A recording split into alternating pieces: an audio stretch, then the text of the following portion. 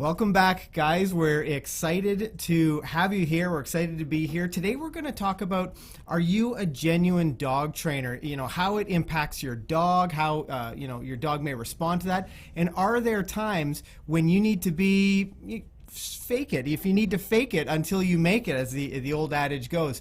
But we're going to get into that. I'm Ken Steep. My name's Cal McCann. Welcome back to McCann Dogs. All right, so we're just going to... Quiet. Lie down. So we have, I've been sort of setting up the live stream, getting things ready. Hopefully we go without errors, but bear with us if we do. Now, Kale and I had been asked a question not that long ago on our YouTube channel about, can you guys talk a little bit about, trainers that aren't that exciting? They're just, you can see their dogs, the potential's there, but the dog just doesn't reach that full potential because the trainer's not that exciting. And actually, we see that sometimes in our obedience classes. We see people who aren't really totally invested in the, the dog's success. Whether it is part them being nervous about what what might happen, or maybe they have lower expectations of their dog, but being genuinely invested in the success of your dog really does make a difference. And we're going to talk to you a little bit today about, how that you can be more successful by just believing a little bit in your dog. So, Kale, I know we probably have some agility fans and certainly some agility competitors maybe watching the stream today. And can you talk to me about, what does it mean to you being a genuine dog trainer when you're interacting with your dog or when you're working with your dog on in the agility ring? Well, I think that being genuine in your training or your interaction with your dog in agility is super important, because agility is all about, getting your dog to be confident and to go fast and to have good attitude and that type of thing. And a lot of that is impacted by how you interact with your dog. So I know I feel I am a pretty genuine dog trainer and handler, and often when I'm playing and interacting with my dogs, I'm maybe so genuine that the other people in the class or the room, their dogs often get very distracted by me and how I'm being with my dog, because I genuinely am happy when they figure things out, or if they struggle with something and then they have a little light bulb moment and you can see them start to get it. I see a great response from the dog based on how I am with them.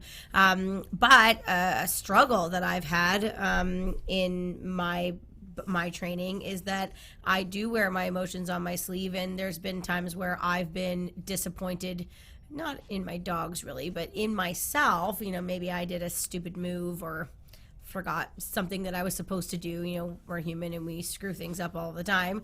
And then my dogs sometimes can be negatively impacted by that because they see that I'm disappointed, whether it's in myself or the situation or something they did. And I think we've that all can been... affect their performance negatively. So it's sort of that's the being genuine versus faking it till you make it, because there is appropriate times to be genuine, and then there's appropriate times to not allow your dog to be impacted by you having a bad moment, because it's not their fault. And I think we've all been guilty of that.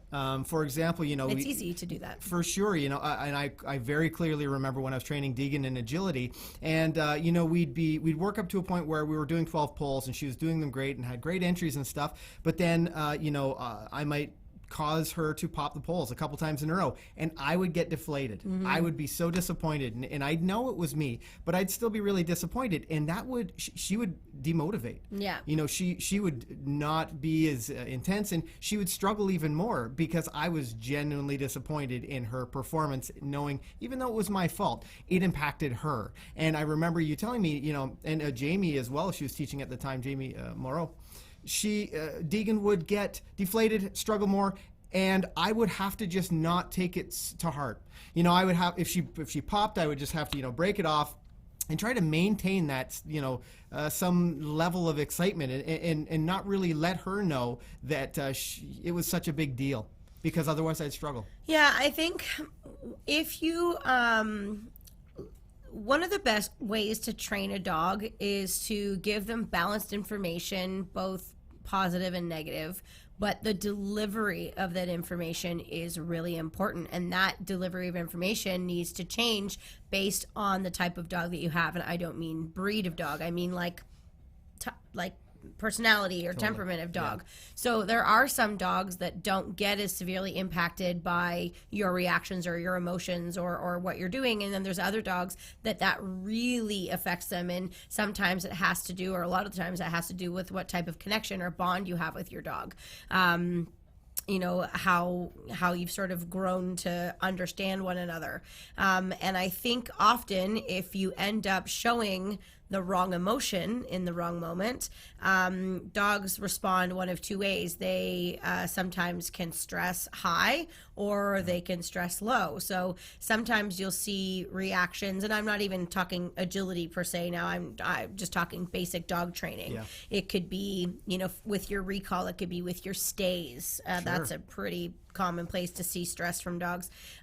Just overall attention. So if dogs stress high, sometimes they get confused or they get stressed by how their owner is interacting with them or responding to them or interacting with them. And then they stress high, which means they may be really distracted or they check out on purpose. Right. And, you know, it's an avoidance. They're avoiding. Avoidance behaviors. Yeah. There's all kinds of avoidance behaviors dogs do. They sniff. We see a lot of dogs, like on sit stays, for example, scratch or yawn. Yeah. Scratching is a big one. Yep. And a lot of people... so is yawning. And people think, oh, he's so tired from working really hard. Yeah, no, it's stress. Sometimes they're just... And sometimes that they're saying either like, wow, you're putting a lot of pressure on me, and maybe it's an appropriate time that you need to be doing that. Or maybe it's, I am so confused as to what you want me to do right now that I just stressed out, and then they start to yawn.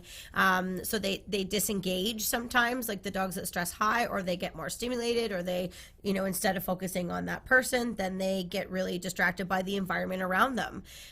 Or you have other dogs that stress low and they shut down. And my own dogs, I've had dogs that stress in both directions. A while back, we posted a video about my one dog, Funky Monkey, and when I first started training her, she would stress low. And if I would go, something like that, even doesn't even seem like a big deal, but she would go, uh-oh, and then she would, go into a tunnel and not want to come out, or she would start to run really slowly. Like walk, which is usually what running slowly is. Yeah. She would walk. And then when she would do that, me as a normal human being would be like, oh, come on. Like, I really want her to go fast. I want her to do well. I want her to be happy. And the more pressure I put on her, the more she would go, oh my gosh, like this is too much to handle. So, and I think this is a common problem amongst dog sports. And I think it's a common problem amongst people who are training their dogs just to do like basic skills and understanding that you have to sometimes take your emotions out of it and just stick with the black and white facts, because dogs are not emotional with one another. They don't hold grudges. They don't get upset when something bothers them. They react and then it's over. And I think sometimes we have to learn a lesson from them. Yeah, and this sort of the same way. And I start to think about some of the other videos that we've created. Like struggling with house training or housebreaking, for example. People often think, they've allowed their dog a little too much independence, and maybe they've had an accident in the house, and then the human sees it, and they get upset and frustrated with their dog, and then they go back to the dog, and the dog's, you can tell they're really worried. Now, some people would think that, oh, he knows what he's done wrong, and he feels guilty about it. That's just not the case. What the dog's seeing is that response, your response. You're reading your body language. Yeah, you're and feeling disappointed your energy. in them. Yeah, and this is another place that we'll see that. Your dog will be responding to that moment in time, that current environment, and your current behavior. So, I know we've talked a lot, about the negative responses that you can get from your dog, and I think that's a big one for puppy owners. Yeah. The other place that I see this is when people are trying to get their dogs to come to them. So if they've called them or the dogs run away, and then they start to get more angry with the sound of their voice, come, hey, and they get angry, and what smart dog is going to run happily over to somebody that looks angry. It just doesn't make sense. And the more the dog ignores them, the more the person gets angry. And that kind of comes to, you know, one of the things that we try to teach our students in our classes is to like adopt the old Jekyll and Hyde sort of thing. Yeah. So, you know, if I need to address something and say, hey, that's inappropriate, once my dog is back on the right track. So we use the example of calling your dog to come. So the dog's coming, you're happy, you're praising them, you're motivating them to come, and maybe halfway through the recall the dog says, I'm distracted, I'm going to sniff this, or I'm going to go check out that. We don't want to then respond by going, please, please, please, come, and accidentally reinforce the dog with positive feedback. You would want to switch your routine to maybe give the dog a quick verbal reprimand, or we teach our students to tell the dogs leave it, which is a command that we teach. They should leave that distraction. And then what happens is people have a hard time going from positive to, hey, you need to stop that, back to positive again, because they keep that annoyance with them. And then when the dog turns back, and we need to then go back to like motivating the dog, if the dog turns back and they don't really feel that you're genuine about that, they sometimes will go, well, I'm just going to go back to self-rewarding myself with going to play with this other dog or sniffing this scent on the ground. So it's really important that you're able to turn off, turn on, turn off, turn on, and know which feeling you should be portraying at what moment, and it differs per dog that you have. It does. And I'm just going to mention really quickly, break from the conversation, I do see the chat. People are starting to add some questions and comments. I'm keeping close tabs on it, and we're going to get back to them. So if you get your question or comment in there now, I'll be able to set it up so that we can address it really soon. Now, if you're on desktop, it's probably beside the screen, and if you're on mobile, on your phone or an iPad, it may be below the player window. So feel free to add your comments or your questions in there when you do get a chance. Now, so we want people to prepare, essentially, to be in a good headspace, to allow them to be more genuine with their dog. Sometimes in classes, for example, or maybe you're training out at the park, people, they just have that different personality, and maybe it's because there's other people around. Maybe that's a part of it. They're very self-conscious about people watching, but if you're in a room of dog trainers, for example, when we do maybe some training, so occasionally we will have, a few times a year, we'll have training for our trainers. And when you see a bunch of dog trainers in a room together training their own dog, it's like electric. It is electric. The energy is amazing, and it's loud and fun, and it's very different than people who aren't as comfortable with dog training. But it's because those trainers know how important that communication is with their dog, both verbal and that physical, for sure. How the dog sees them. So how can people best set themselves up to be genuine with their dog? And something that immediately comes to mind is having realistic expectations.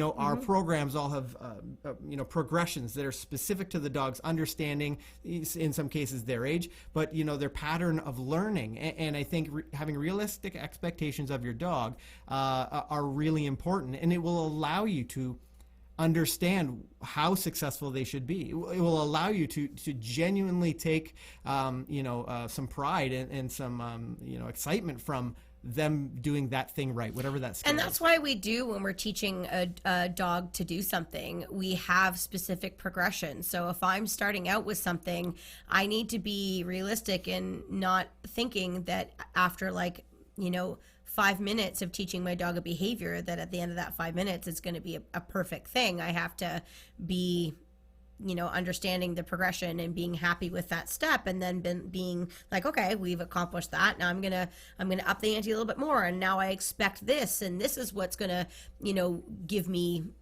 more happiness or more opportunity to be happy with that. Right. The other thing I was thinking as you were talking is one of the things that we really notice in our students, and a lot of the time this comes natural to people, is how good they are at interacting with the dog without needing to have food or bribery to keep them with them. And that's what we're all working toward. That's like that genuine thing as well. And one of the things that is going to get you the best results or the best attention from your dog, focus or drive to please you, is how well you can interact with them. Because at the end of the day, I think we all want dogs that want to listen to us simply for the pure joy of wanting to do it, not because they think they're going to get something physical out of it, like a toy or a food or a food, just one piece, or some food, or having to use a leash or having to use all these specific things. I want to get to the point where I've developed such a bond with my dog through how I've interacted with them in my training, for them to actually say, like, I want to do this for you because I like how I respond back to them, whether it's how I talk to them, how I praise them, how I play with them, without even a toy. I mean, like playing and you know, letting them sort of be a dog, but be a dog and incorporate me into that. So I think being genuine in your response to your dog and how you're actually talking to them and moving your body and knowing, you know, which directions to move, you know, and these are all things that we teach in our classes, but sometimes it just comes more naturally to some people than others, and some people have to really truly work on being able to communicate with a dog because it's different than people. Totally, and that has nothing to do with the skill. It has nothing to do with the mechanics. It has more to do with spending time with your dog. You know, we talk about spending quality time with our four-legged family members, and those are some of the benefits that you get from spending time with your dog. Understanding their currency of play, the thing that they enjoy, you know, and I don't, so often as a male in our classes and an instructor, I find myself very often encouraging the guys, and we're so guilty of this. Maybe it's like, I don't know what it has to do with. Maybe it's our self-consciousness about how we sound, or, you know, we just expect the dog, we have higher expectations that the dog will just pay attention to us. But guys, we're so bad at this. We're so bad at using our voice. And I'm not talking about, I think there's some girls that are bad at it too. But. a high bubbly tone. I'm not talking about how, you know, the tone of our voice, or, you know, how excited we are. I mean, like, genuinely wanting our dog to be successful, and maybe it's gruff and grumbly, or, you know, maybe it's really a little higher tone with, you know, it's quite encouraging. But the important part is to use our voice and to genuinely be excited when our dogs are successful. And I think so often we see in classes those people that come in and they are really excited they're genuinely impressed that their dog can sit on that first sit command. Yeah. They're genuinely impressed when their dog remains on a loose leash in at their side. Those are the people that, you know, have an easier time of it, you know, because they know how to communicate with their dog on a few levels. Yeah.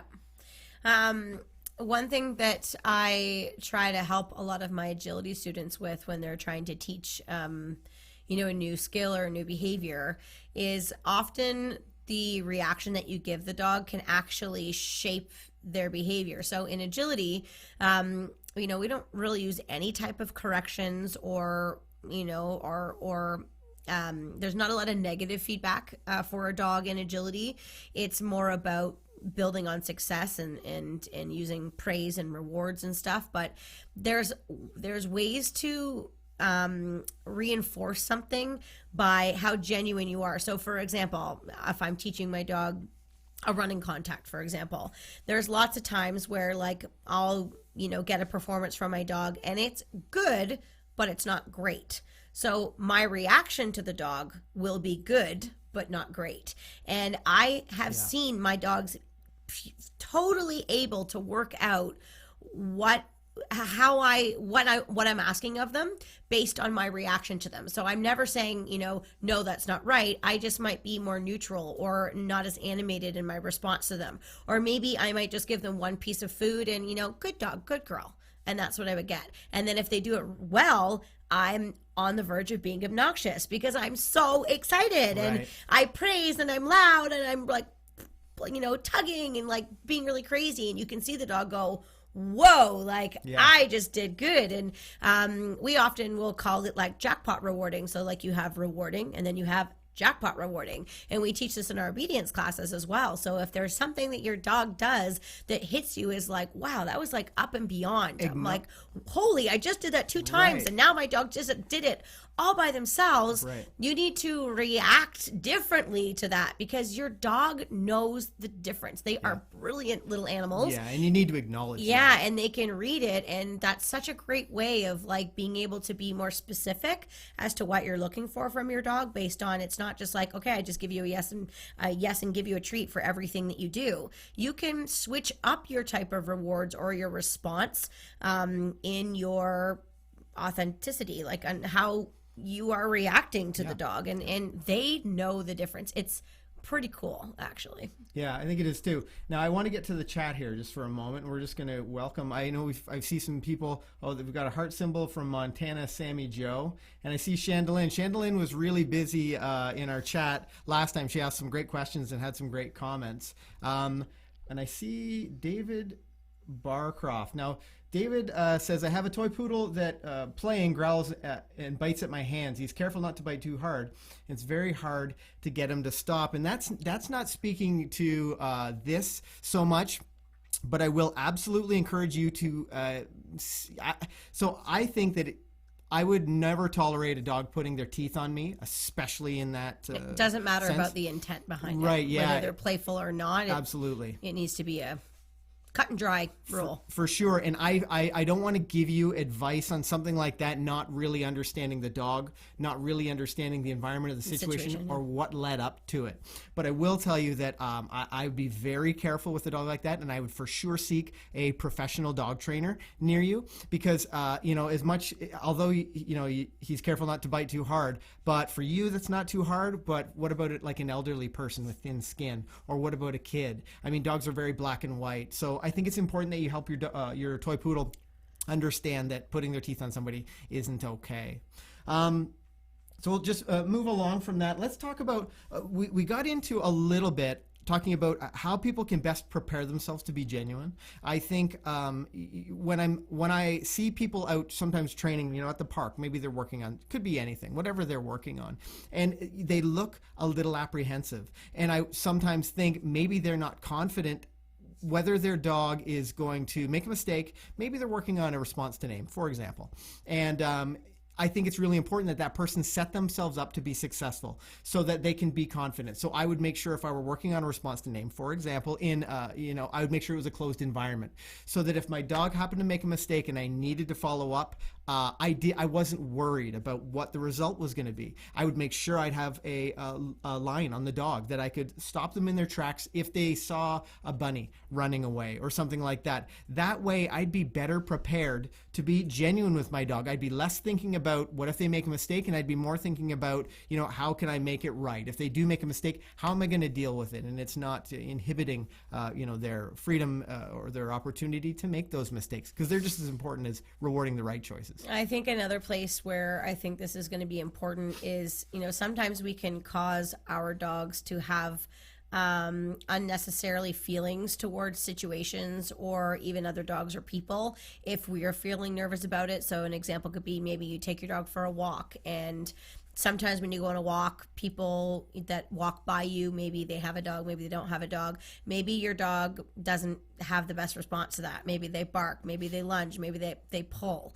And so what starts to happen is when you see somebody 50 feet away, your energy changes. Totally. You start to get anxious. You start to tighten up on that leash, and you start to say, okay, I need to get ready here. And when your response is that way, your dog goes, you seem a little unsure, or you seem anxious. And so I need to be that way too. I have something to be anxious about. Well, we're getting anxious together now. Okay, let's get anxious. Right. And so being able to control your response in those types of environments can help your dog to make better choices. So what we tend to do as dog trainers is when I see a moment like that coming, I say, okay, well, what do I need to do here to help my dog? What do I need to do here to make this situation, go better? And it could be that I very calmly control the situation by crossing the street if it's the walking scenario, or, get my dog's focus. But what I don't want to do is tense up and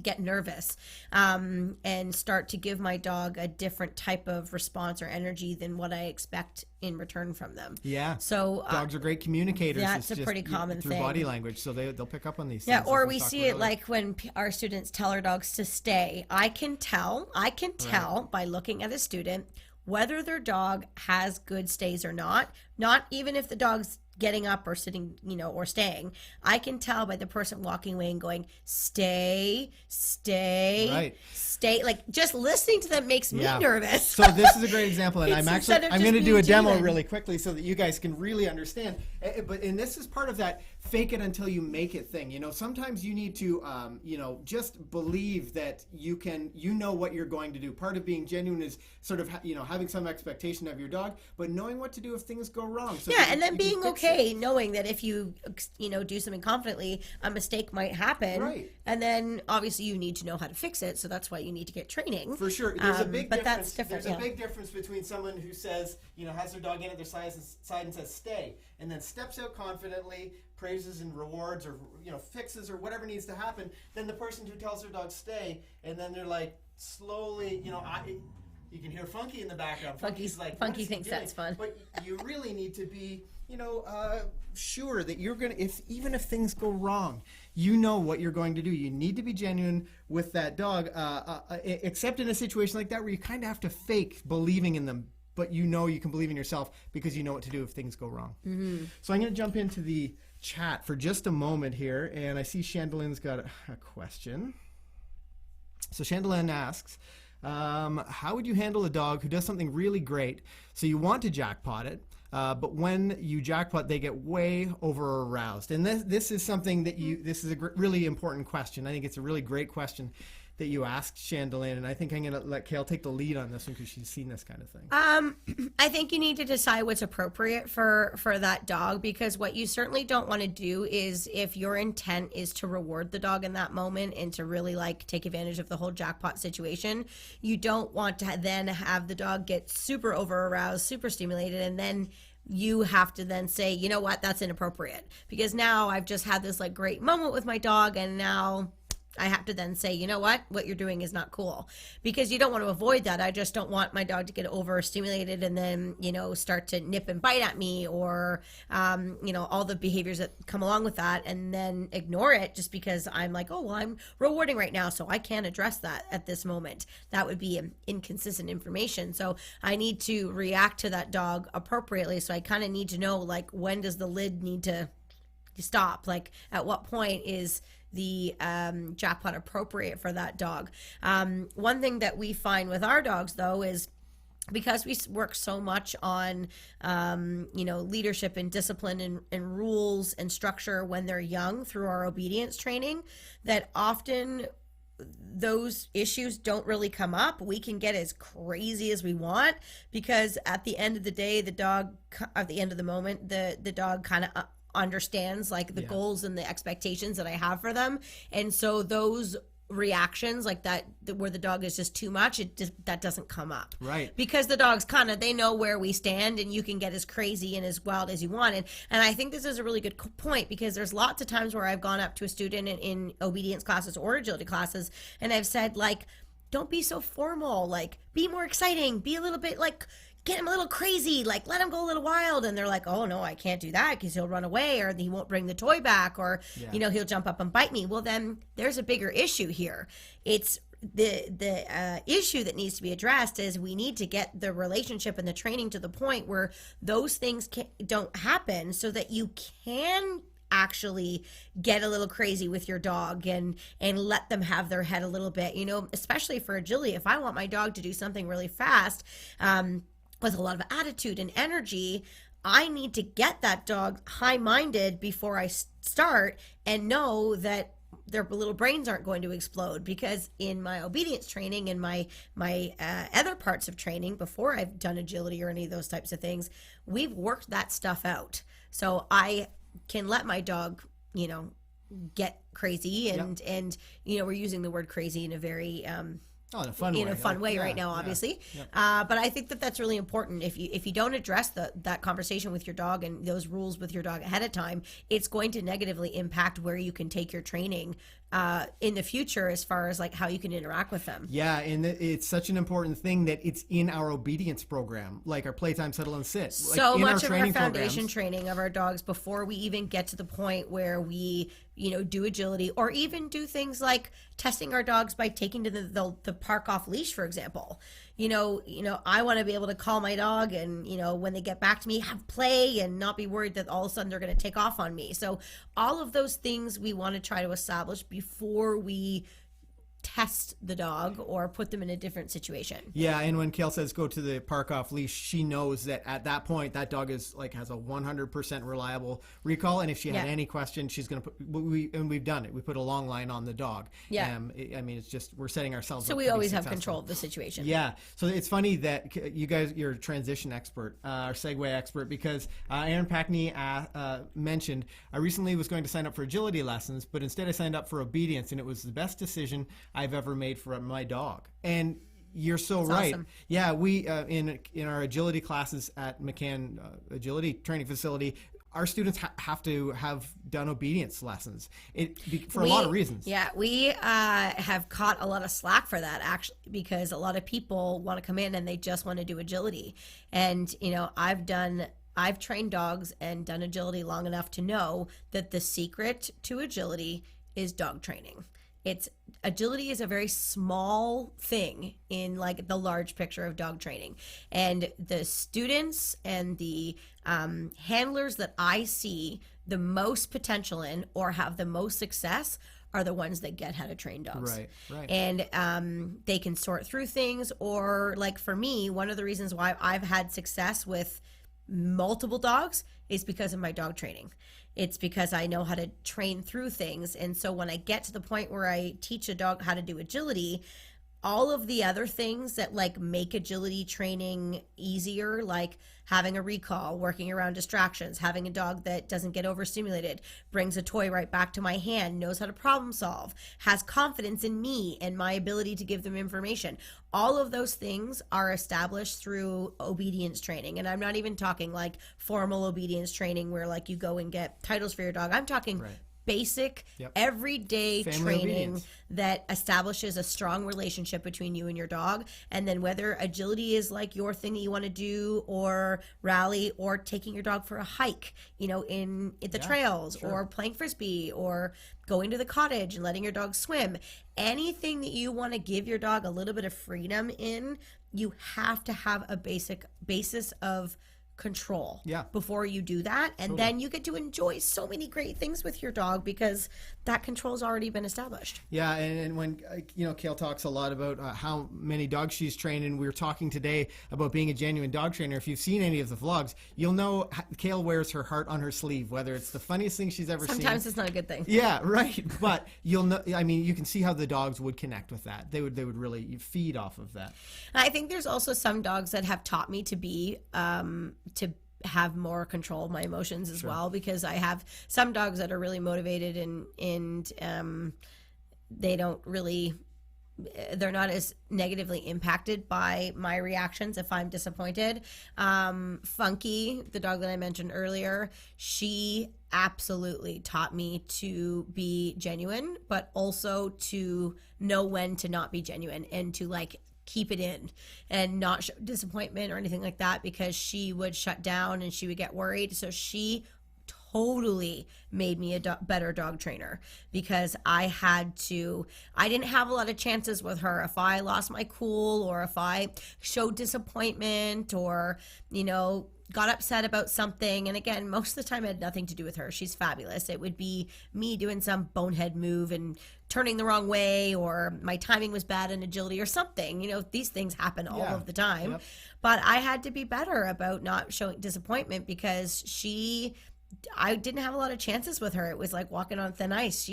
I had to work on building her up so that she was confident and happy, and I had to react to failures a different way with her than I could with some of my other dogs. And I'm grateful for that, because I'm a way better dog trainer because of having Funky. Yeah. Because I've learned the whole genuine thing and the whole fake it till you make it thing. Yeah, it's that important.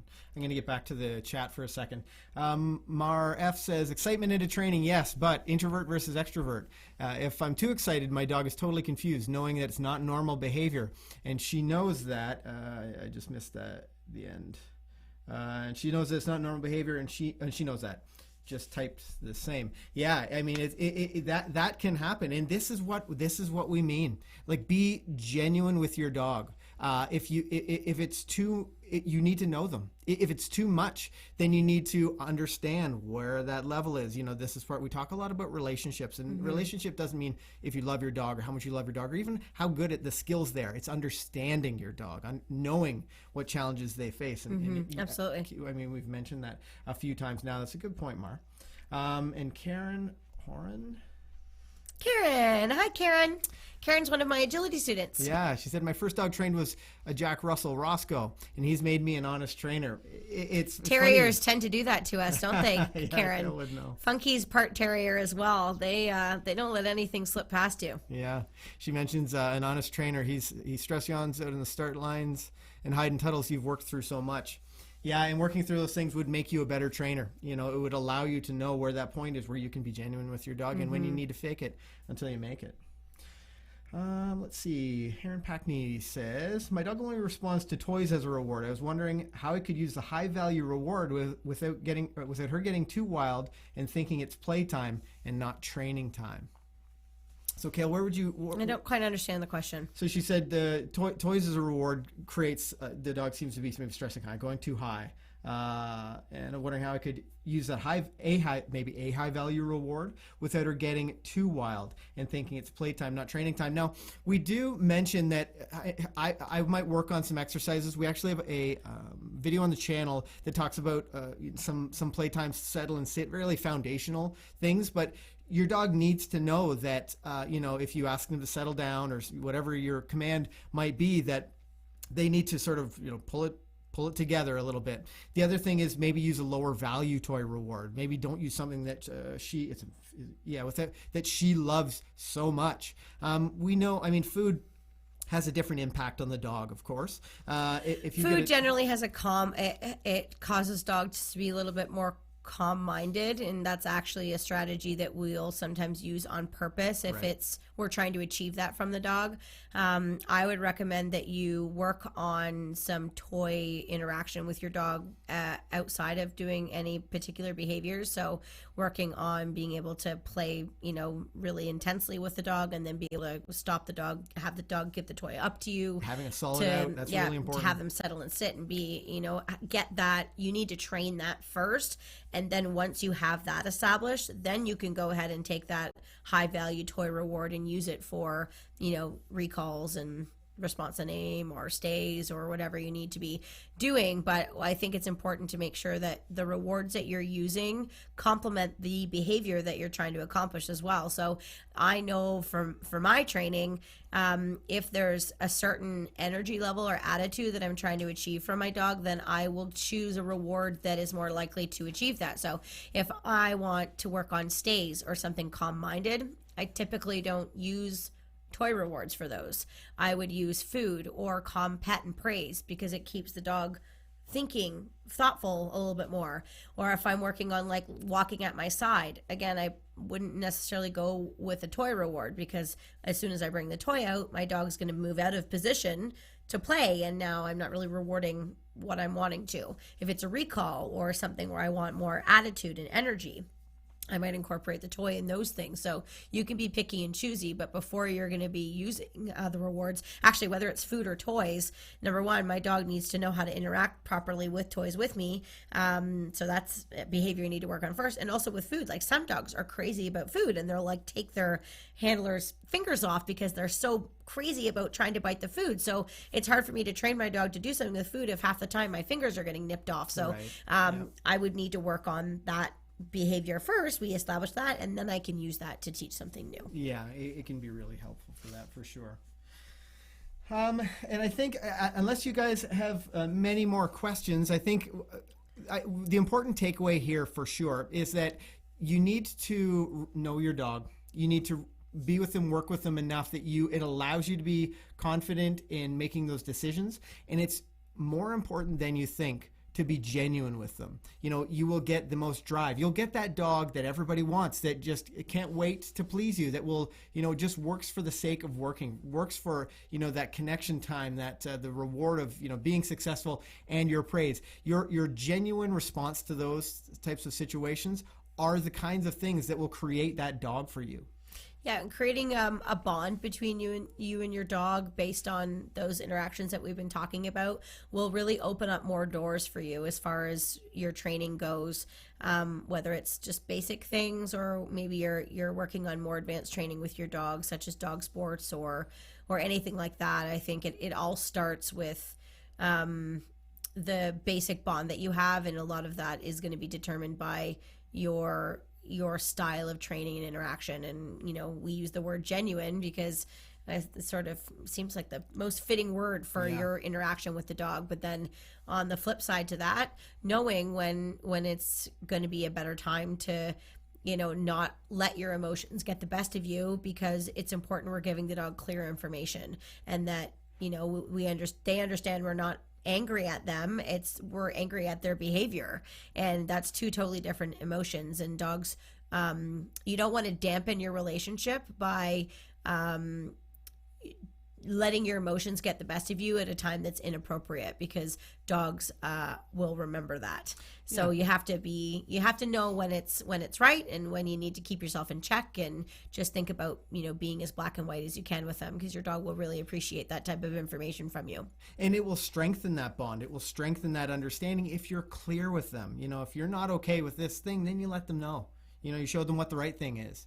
It's just such a valuable tool. Matter-of-factly and without emotion. Right, absolutely. And that can be hard. Again, being genuine. This is one of those moments where you've got to flip so that you're faking it until you make it. You're not angry. You're just sure that this is the behavior that you want. Mm-hmm. So you guys keep that in mind. Now, if this is your first time on the channel, make sure you hit that subscribe button.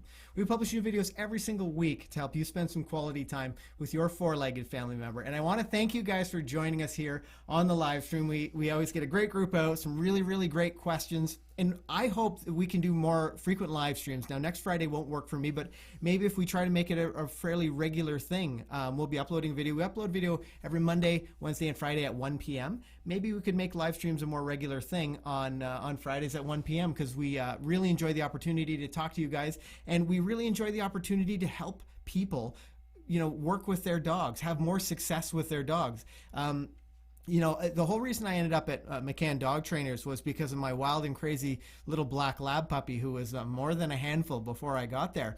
But the relationship I've built with that dog, that dog literally changed my life. I wouldn't be sitting here next to this young lady if it weren't for that dog. The impact that your dog can have can really take you to places that you never thought were possible. So we want you to have the most valuable, rewarding experience you can with them. And I think some of the things we talked about today will help you do that.